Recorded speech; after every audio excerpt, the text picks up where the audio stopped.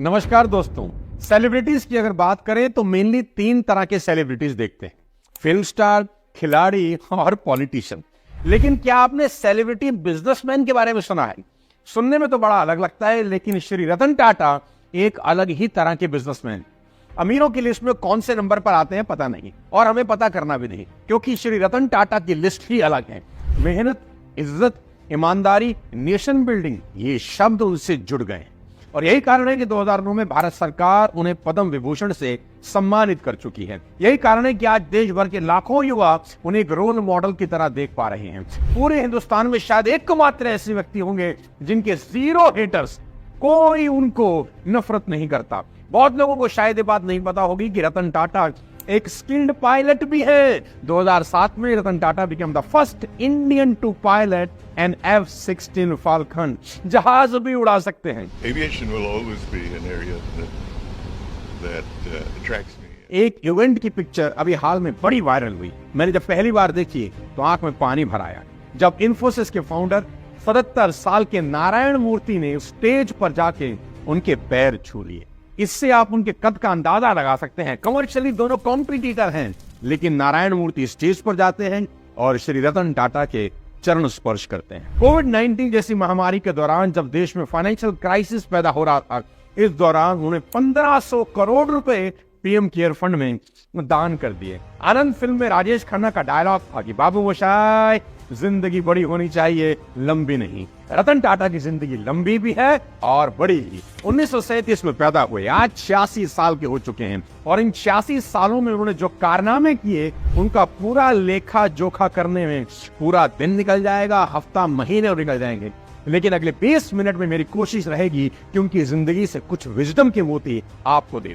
जब एक गैंगस्टर ने उन्हें परेशान किया तो वे उससे कैसे निपटे? फोर्ड कंपनी वालों ने जब उन पर तंज कसा तो उनका $1 मिलियन रिएक्शन क्या था?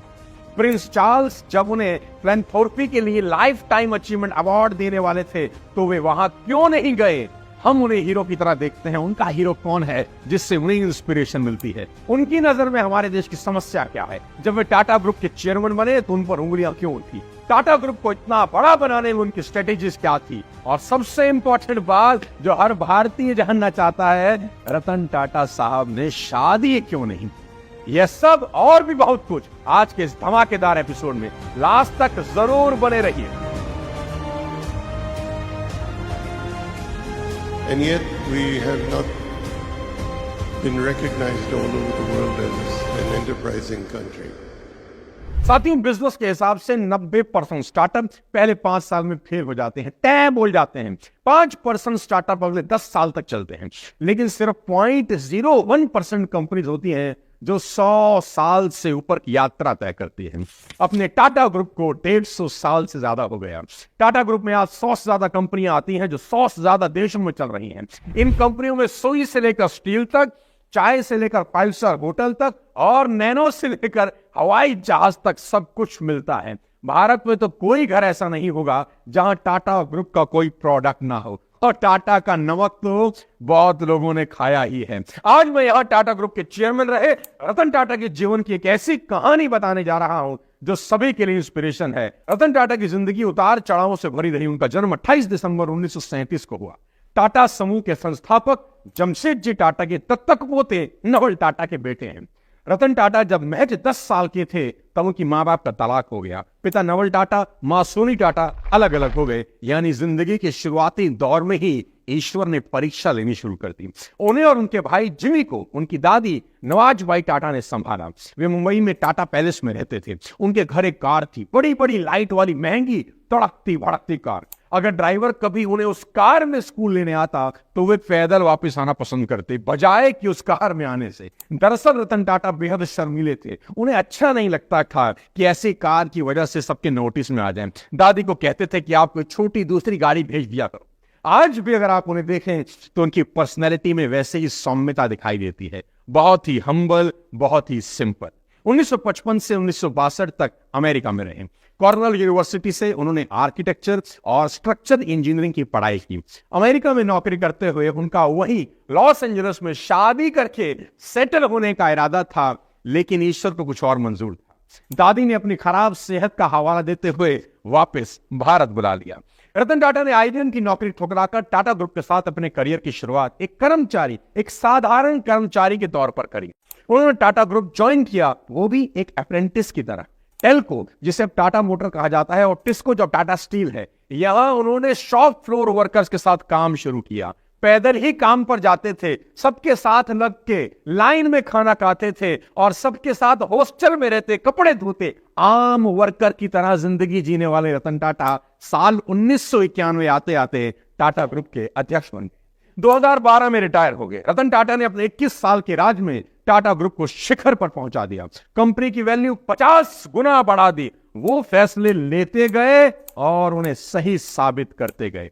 As a chairman of Tata group उन्होंने बड़ी बड़ी कंपनी जैसे Daewoo, Corus, Tetley, Range Rover और जैगुआर को टेक ओवर किया। उन्होंने टाटा ग्रुप पे ग्लोबल ऑर्गेनाइजेशन बना दिया, जिसके रेवेन्यू का लगभग 2/3 हिस्सा इसकी ओवरसीज मार्केट ऑपरेशन से आ रहा था। उन्हें इंस्टाग्राम पर लेकर कौन आया, यह भी अपने आप में एक बड़ा दिलचस्प किस्सा है। कहानी कंपनी के एक बिग बॉस और एक एम्प्लॉय की दोस्ती की। कहानी 2 पीढ़ी के फासले वाले 2 लोगों की दोस्ती की। 2014 में एक जवान लड़का शांतनु टाटा ग्रुप में एम्प्लॉय। एक दिन उसने एक आवारा कुत्ते को सड़क पर मरते हुए देखा। उन्हें लगा कि कुछ तो करना चाहिए इस बारे में, तो कुछ दोस्तों के साथ मिलकर एक रिफ्लेक्टर वाला डॉग कॉलर बना दिया जो रात में चमके और सड़क पर ड्राइव कर रहे लोगों को दूर से ही कुत्तों का पता चल जाए। उनको पता लगा कि उनके इस चमकने वाले कॉलर की वजह से कुत्ते की जान बच गई। उन्हें बहुत अच्छा लगा और उन्होंने इसी का बिजनेस सेटअप करने की सोच ली। एक वेंचर शुरू किया और अपने वेंचर का नाम रखा मोटोपाव। लेकिन दिक्कत ये थी, ज्यादा कॉलर बनाने के लिए पैसा तो था नहीं, फंडिंग नहीं थी। अब वो अपने पिताजी के पास गया। पिताजी से पूछा क्या करूं। उनके पिताजी ने उन्हें सलाह दी कि रतन टाटा को भी कुत्तों से बहुत लगाव है, बड़ा प्यार करते हैं, इसलिए आप एक काम करो, रतन टाटा को एक चिट्ठी लिख दो, लेटर लिख दो। शांतनु ने रतन टाटा साहब को लेटर लिख दिया और मजे की बात, 2 महीने के बाद रतन टाटा साहब का जवाब आ गया। उन्होंने कहा कि उन्हें शांतनु का काम बहुत पसंद आया, अब वे शांतनु से मिलना चाहें। कुछ दिनों के बाद मुंबई में मुलाकात। रतन टाटा ने शांतनु को उनके कुत्तों से मिलवाया और उनके वेंचर की फंडिंग भी कर दी। इस तरह दोनों के बीच दोस्ती हो गई। इसके कुछ समय के बाद शांतनु मास्टर्स के लिए अमेरिका चले गए, उसी कॉर्नेल यूनिवर्सिटी में जहां से रतन टाटा ने पढ़ाई की थी।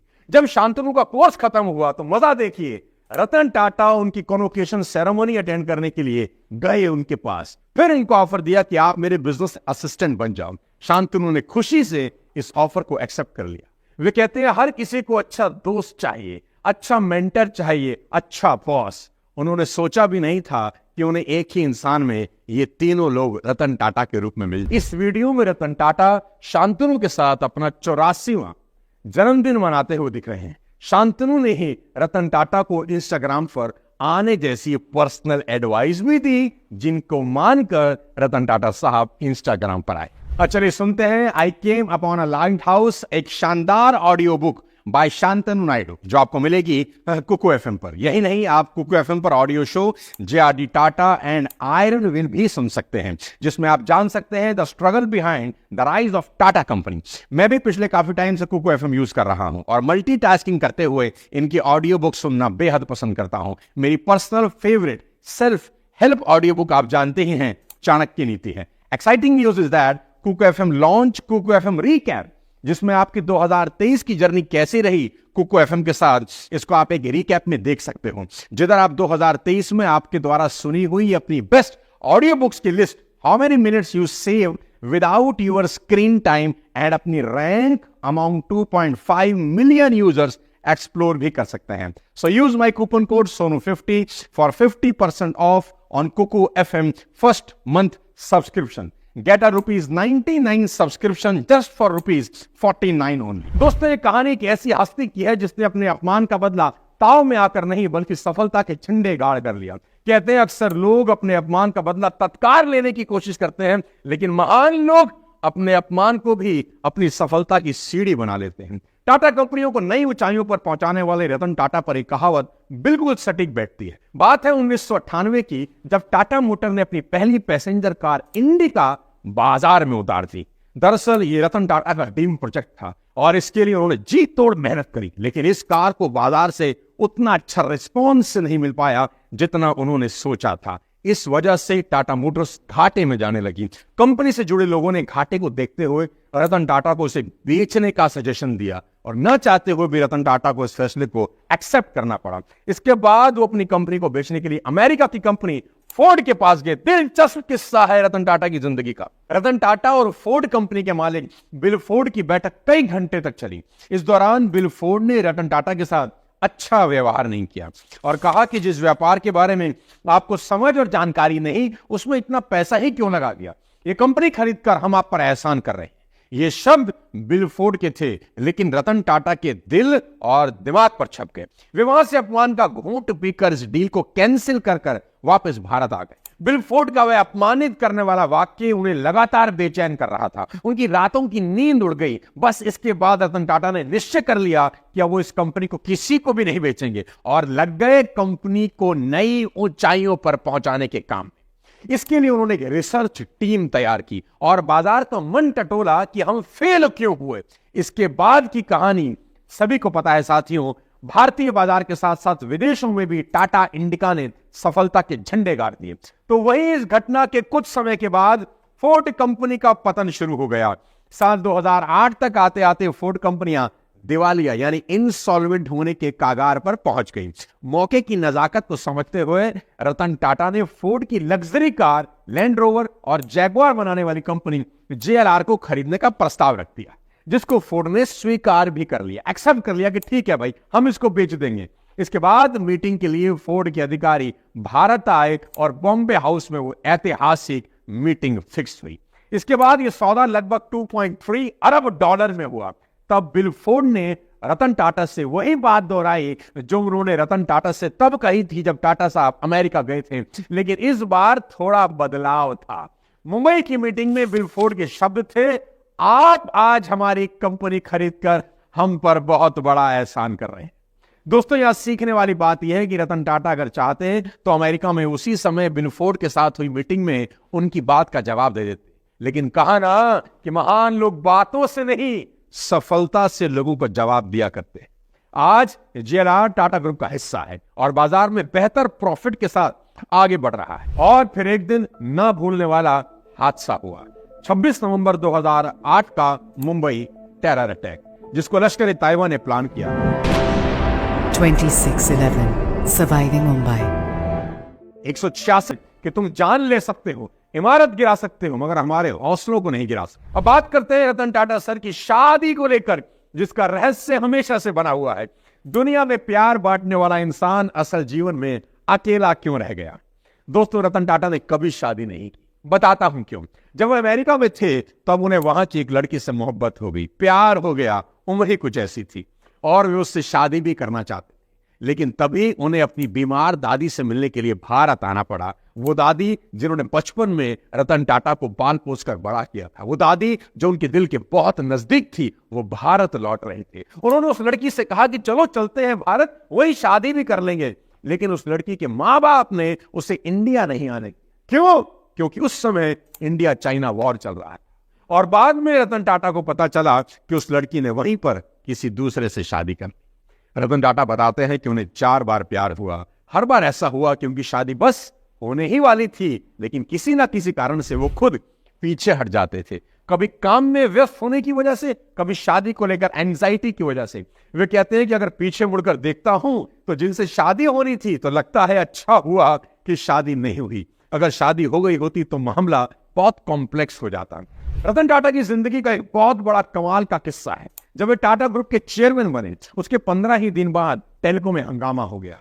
कोलंबिया बिजनेस स्कूल में एक टॉक के दौरान रतन टाटा ने इस किस्से के बारे में बात करी। एक गैंगस्टर था जिसने देखा कि ट्रेड यूनियन के पास बहुत सारा पैसा है और वह उस पर कब्जा करना चाहता था। उसके करीब 200 फॉलोअर्स थे, गुंडे बदमाश किस्म के लोग होंगे। प्लांट में बाकी 4000 लोगों को इससे कोई इंटरेस्ट नहीं था। रतन टाटा अपनी कंपनी की गलती यह बताते हैं कि उन्होंने यूनियन को फॉर ग्रांटेड ले लिया।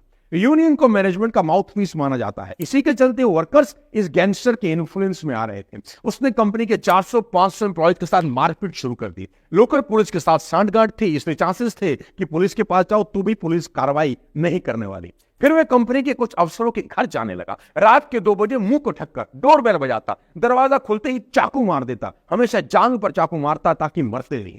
सर्जरी करवानी पड़ती और मैनेजमेंट में एक डर का माहौल पैदा हो गया। उससे स्ट्राइक करवा दी और कंपनी में सब कुछ रुक गया। कई सलाहकारों का मानना था कि कंपनी को इस गैंगस्टर को खुश करना चाहिए, रुपया वगैरह देके सेटल करना चाहिए, लेकिन रतन टाटा ने कहा नहीं, यह सही बिल्कुल नहीं होगा, कोई गैंगस्टर हमें ब्लैकमेल नहीं कर सकता, हम ऐसा नहीं होने देंगे। जानते हैं रतन टाटा ने किया क्या? रतन टाटा ने वर्कर्स को वापस आने के लिए कहा। वर्कर डरे हुए थे कि जो वर्कर काम पर गया तो कहीं वह गैंगस्टर उसके परिवार को चोट ना पहुंचा दे, इसलिए रतन टाटा खुद प्लांट में गए और वहां 3 दिन उन्हीं वर्कर के साथ खुद काम करते रहे और वर्कर धीरे धीरे धीरे धीरे धीरे अब काम पर लौटने लगे। उन्होंने देखा कंपनी का मालिक खुद हमारे साथ काम कर रहा है। गैंगस्टर कहता रहा कि प्लांट बंद है, कोई ना जाए, पर रतन ने इश्तिहार लगवा दिए कि सारे वर्कर काम पर वापस आ चुके हैं, प्लांट बढ़िया चल रहा है, लौट आइए। और सारे वर्कर्स वापस आ गए। आखिरकार पुलिस आई, उससे और उसके साथियों को अरेस्ट किया, हड़ताल खत्म हो गई और गैंगस्टर ने जेल से बाहर आकर कहा कि वह रतन टाटा को जान से मार देगा। फिर से सलाहकारों ने टाटा साहब को कहा कि इसके साथ पैचअप कर लिया जाए, लेकिन रतन टाटा कहां मानने वाले थे। उन्होंने मना कर दिया कि ऐसे बदमाश लोगों से बात ही नहीं करेंगे। ऐसे हैं अपने रतन टाटा दोस्त। रतन टाटा जमीन से आसमान तक कुछ भी सोच सकते हैं, कुछ भी कर सकते हैं। एक तरफ तो लग्जरी कार्स रेंज रोवर और जैगवार को एक्वायर किया और दूसरी तरफ उसी साल 2008 में दुनिया की सबसे सस्ती कार टाटा नैनो को लॉन्च कर दिया। यह भी एक बेहद कमाल का किस्सा है दोस्तों कि उन्होंने एक इंडियन फैमिली को स्कूटर पर जाते हुए देखा कि एक बच्चा मां और बाप के बीच में फंसा हुआ था। स्लिपरी रोड थी। यह देखकर उन्हें अच्छा नहीं लगा। उन्हें लगा इनके लिए कुछ तो करना चाहिए। पहले तो वो ये सोच रहे थे कि उन 2 व्हीलर को ज्यादा सेफ कैसे बना सकता हूं मैं। उन्होंने आर्किटेक्चर की पढ़ाई की हुई थी, तो जब भी फ्री होते चित्र बनाने लगते। फिर धीरे धीरे धीरे उन चित्रों में 2 व्हीलर की जगह 4 पहिए आ गए और आखिरकार उन्होंने फैसला किया कि नहीं, एक कार ही बनाऊंगा, ऐसी कार जो हमारे देश के सब लोग खरीद सके। और इस तरह शुरू हुई टाटा की लखटकिया कार नैनो।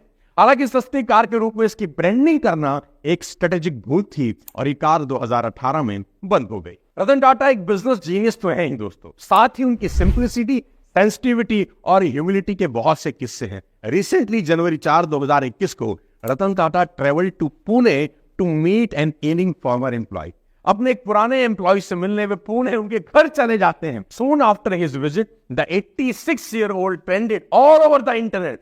सब इंटरनेट पे सिर्फ रतन टाटा की वो तस्वीरें जिसमें अपने एम्प्लॉय के साथ बातचीत कर रहे हैं पूना के उनके घर। साथियों, कुत्तों से उन्हें बहुत लगाव है और वे लोगों को प्रेरित करते हैं कि स्ट्रीट डॉग को अडॉप्ट करें। इनफैक्ट उनकी फेवरेट किताब भी कुत्तों से रिलेटेड है। गास पेन की लिखी हुई किताब है the art of racing in the rain. इसमें कुत्ते के पॉइंट ऑफ व्यू से इंसानों की लव स्टोरी दिखाई गई है। फरवरी 2018 में यूके के प्रिंस चार्ल्स रतन टाटा को फिलैंथ्रोपी के लिए लाइफ टाइम अचीवमेंट अवार्ड देना चाहते। वे बकिंगम पैलेस जाने के लिए बिल्कुल तैयार थे, लेकिन तभी उनके कुत्ते टीटो की तबीयत खराब हो गई। देखिए अपने कुत्ते से कितना प्रेम था, वे उसको छोड़कर नहीं जा सके। उन्होंने अवार्ड फंक्शन को ही छोड़ दिया। साथियों, प्रिंस चार्ल्स जैसे इंसान का इनविटेशन सिर्फ रतन टाटा ही ठुकरा सकते हैं। प्रिंस चार्ल्स को जब पता चला तो उन्होंने तारीफ में कहा कि इतने शानदार इंसान है रतन टाटा और इसलिए ही टाटा ग्रुप आज इस बढ़िया पोजीशन में है। एक बार एक ऑनलाइन कैंपेन चला कि उनको भारत रत्न दिया जाना चाहिए। इस पर उन्होंने कहा कि मैं आपके सेंटीमेंट की कदर करता हूं, लेकिन मेरी रिक्वेस्ट है कि ऐसे कैंपेन बिल्कुल ना चलाएं, डिसकंटिन्यू कर दिए जाए। वे कहते हैं कि मैं एक इंडियन हूं, मेरे लिए यही बहुत बड़ी बात है।